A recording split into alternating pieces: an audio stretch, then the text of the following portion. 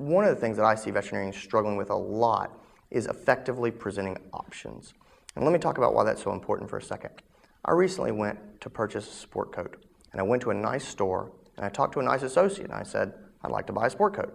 And he took me to the sport coat section.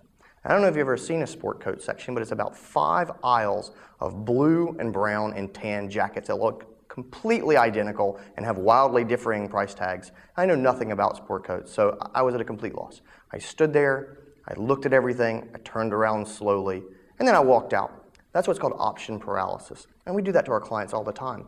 They don't understand the differences in the options that we're presenting or all the different diagnostics or treatments. And so they become overwhelmed, and rather than choosing the best option, they choose whatever they think is going to be of the lowest cost because they clearly understand cost. Or they just walk away and they choose inaction, and that's a problem.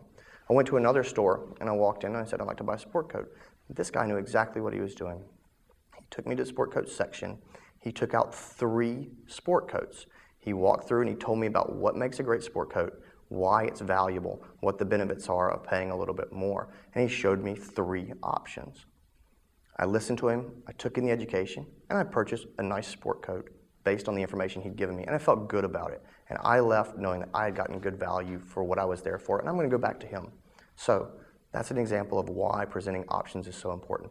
And for veterinarians, keep your options simple, keep them few, and keep them very distinct, meaning that it's obvious the difference between option A and option B.